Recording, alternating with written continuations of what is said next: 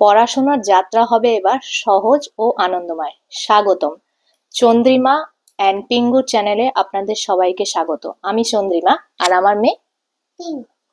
আমরা দুজনে আপনাদেরকে আমাদের সহজ সরল ইউটিউব চ্যানেলে স্বাগত জানাচ্ছি। আমাদের চ্যানেলের নাম হচ্ছে ফান ওর লার্ন উইথ পিঙ্গু। আমাদের সাথে থাকবেন এবং পাশে থাকবেন। আমি আপনাদেরকে আমাদের চ্যানেলে একদম ছোট্ট বাচ্চা থেকে কিভাবে পড়াশোনা শেখানো হয় সেটাকেই মূলত তুলে ধরবো। আপনাদের কোনো যদি কোয়েরিজ থাকে তাহলে সেটা অবশ্যই আমাদেরকে জানাবেন। আমরা অবশ্যই চেষ্টা করব দুজনে মিলে কি করে ফার্নের মধ্যে দিয়ে লার্ন করা যায় সেটাই শেখানো। চলুন, আমাদের সবারই একটু চিন্তার বিষয়, কিন্তু তাই নয় কি? কিন্তু চিন্তার কিছু নেই, প্রত্যেকটা বাচ্চা কিন্তু প্রত্যেকটা বাচ্চার থেকে আলাদা। কারোর বাচ্চা যদি আগে শিখে যাচ্ছে, 2 বছরে হয়তো, 2.5 বছরে বা 2 বছরে কোনো বাচ্চা হয়তো লিখতে শিখে গেল, অন্য একজন প্যারেন্ট কিন্তু সেটা নিয়ে অনেক চিন্তিত হয়ে পড়লো কি ওর বাচ্চা লিখতে শিখে গেছে, আমার বাচ্চা পারছে না। না, এটা কিন্তু চিন্তার কোনো বিষয় নয়। প্রত্যেকটা বাচ্চা কিন্তু মৌলিক, তাদের চিন্তাধারা, সৃজন শক্তি সবকিছুই মৌলিক। সবাই সবার সময় মতো লেখা শেখে, সবাই সবার সময় মতো বলা শেখে। সেটাকেই আমি তুলে ধরবো কি করে আপনারা সেটা লিখতে এবং বলতে পারবেন, কিভাবে আপনারা আপনাদের বাচ্চাকে বাড়িতে বসেই আমার ইউটিউব চ্যানেলের মাধ্যমে শেখাতে চেষ্টা করবেন। আমি সবকিছুই ইন ডিটেলসে তুলে ধরবো আপনাদের কাছে। আমি শুরু করতে চলেছি আমার প্রথম পর্যায়গুলি। প্রথমে বাচ্চাকে শেখানোর জন্য লেখা কিন্তু শেখানো যায় না। আগেকার দিনে আমরা কিন্তু অনেকেই দেখতাম যে বাচ্চাকে হট করে আমরা লেখা শিখিয়ে দিতাম। না, প্রথম থেকে কিন্তু আমরা বাচ্চাকে কখনোই লেখা শেখাতে পারি না। বাচ্চার কিন্তু আগে ডেভেলপমেন্ট হওয়া দরকার। ডেভেলপমেন্ট মানে যেরকম তার হাতের ডেভেলপমেন্ট হওয়া দরকার, সেরকমই কিন্তু তার মৌলিক বিকাশ, মোটর স্কিল ডেভেলপমেন্ট এগুলোও হওয়া দরকার। সেই ডেভেলপমেন্ট গুলো করার জন্য কিছু ছোট ছোট উপায় আমি আপনাদেরকে আজকে ইউটিউব চ্যানেলে বলবো। প্রথমেই বাচ্চাকে আমরা যেটা শেখাবো সেটা হচ্ছে বাচ্চার যাতে মাসেল মানে হাতের যে পেশিগুলো সেগুলো যাতে শক্ত হয়, সেই হিসাবে যাতে সে লেখা শিখতে পারে, পেন্সিলটা ধরতে পারে। প্রথমেই কিন্তু একটা বাচ্চার গ্রিপ হাতে কখনোই আসে না। সেই গ্রিপটাকে তৈরি করার জন্য আমাদের কিছু খেলা আছে বা কিছু পড়াশোনার টেকনিক আছে যেগুলো আমাদেরকে করতে হয়। বাচ্চাদের গ্রিপ করানোর জন্য আমরা প্রথমেই যেটা করতে পারি, কোনো একটা পেন্সিল দিয়ে দিলাম বাচ্চাকে, বা আগেকার দিনে আমাদের কাছে যেরকম ছোটবেলায় আমরা যেটা দেখেছি, বাবা মারা যেটা করেছে, স্লেট কিনে দেওয়া। স্লেট কিনে দিয়ে সেটার মধ্যে চক দিয়ে সুন্দর করে লিখতে দিত। আমরা কিন্তু তাতেই আমাদের মনের যেটা ভাব, আমরা তো ওইটুকু বয়সে কি মনের ভাব শেখাবো সেটা বোঝা যায় না, কিন্তু চেষ্টা করতাম কিছু একটা লেখার বা কিছু একটা প্রকাশ করার। যেই রকম আমি আমার মেয়েকে দিয়ে দেখানোর চেষ্টা করব যে কিভাবে ছোট বাচ্চাদেরকে স্ক্রিবল শেখাতে হয়। স্ক্রিবল মানে আঁকিবুকি কাটা, আঁকিবুকি কাটতে হবে। পরিষ্কার আঁকিবুকি কাটবো আর কিছু নয়। সেই টাইমে বাচ্চাকে আর কিছুই শেখানো নয়। সে কিন্তু ওইটুকু টাইমে কি শিখবে, ওইটুকু টাইমে সে শিখবে কি করে পেন্সিলটাকে গ্রিপ করতে হয়। সেই গ্রিপিংটা শেখানোর জন্যই কিন্তু আমাদের আঁকিবুকি কাটতে শেখানো।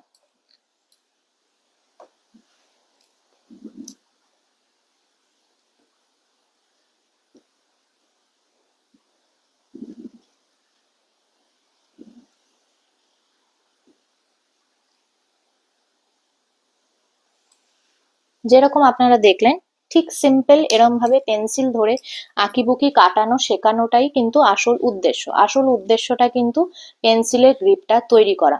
এটা আমরা অন্য উপায়ও করতে পারি। যেই রকম একদম মোটা যেরকম রং পেন্সিল হয়, সেই রং পেন্সিলটা আমরা বাচ্চাদেরকে দিতে পারি।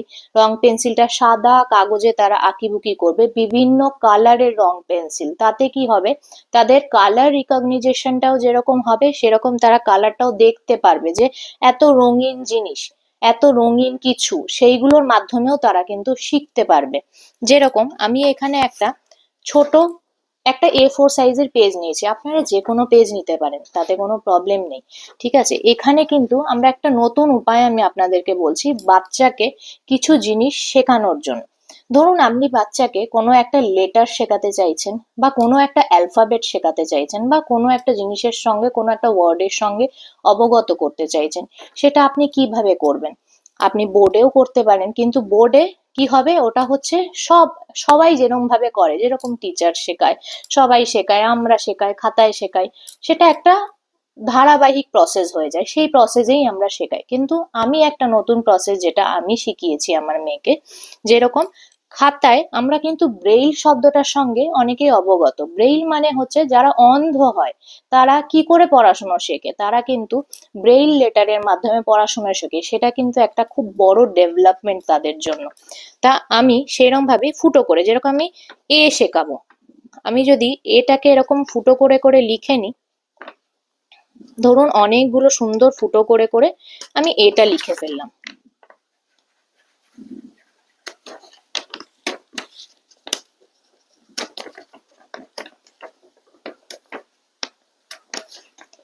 এটা কিন্তু আমি এটাকে লিখে ফেললাম সুন্দর খাতায় ফুটো করে, এই পৃষ্ঠাটায় ফুটো করে।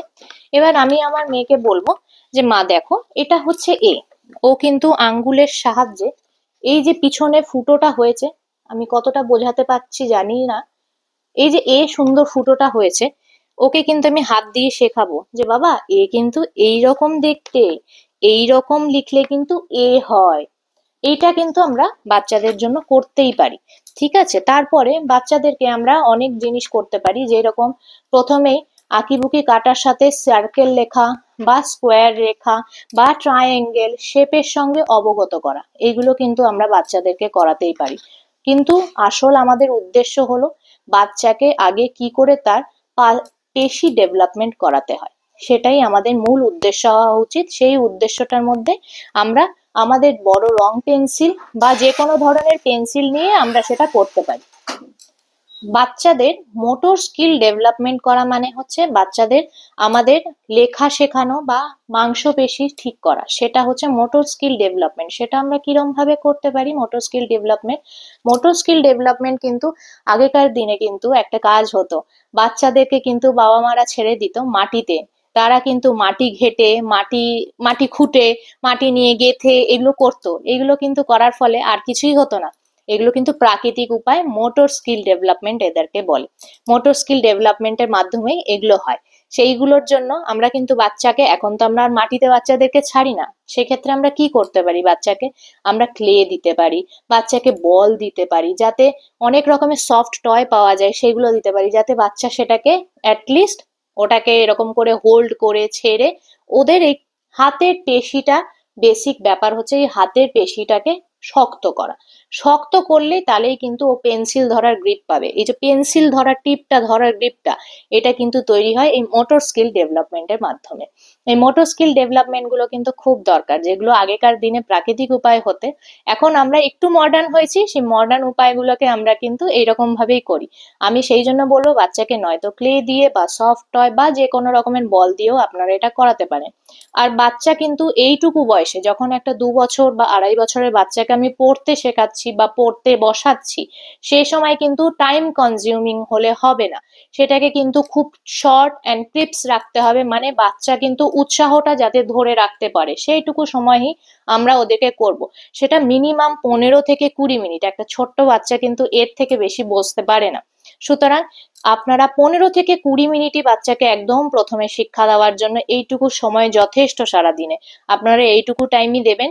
এইটুকু টাইম দিয়ে তাদেরকে বিভিন্নভাবে, যে কোনো সাদা কাগজ দিয়ে দিলেন, সেটার মধ্যে আঁকিবুকি করা, লেখা করা, এগুলো করা, ব্যাস এগুলো দিয়ে তারা কিন্তু ডেভেলপমেন্ট শুরু করতে পারে। আশা করি আমি ফার্স্ট স্টেপটা আপনাদেরকে খুব ভালোভাবে বোঝাতে পেরেছি। আমি নিবেদন করব আপনাদেরকে সবাইকে যে আপনারা আমাদের ইউটিউব চ্যানেলটাকে লাইক করবেন, শেয়ার করবেন অ্যান্ড সাবস্ক্রাইব করবেন, অ্যান্ড উপরে যে বেল আইকনটা ওটাকে কিন্তু প্রেস করতে ভুলবেন না, কারণ এই বেল আইকনে প্রেস করলে পরে কিন্তু আমাদের নোটিফিকেশন যখনই ভিডিও দেব আপনাদের কাছে পৌঁছে যাবে সরাসরি। আপনাদের যদি কোনো রকমের জিজ্ঞাসা থাকে আমার কমেন্ট সেকশনে বলে দেবেন, সেই কমেন্ট সেকশনে আমি কিন্তু আপনাদেরকে পরবর্তীকালে আমার ইউটিউবে এই চ্যানেলের মধ্যে আমাদের যে ভিডিওগুলো আমরা দিই সেখানে অবশ্যই আমি চেষ্টা করব যে শেষের দিকে সেই ভিডিওগুলোকে সেট করা। এখনকার জন্য বাই।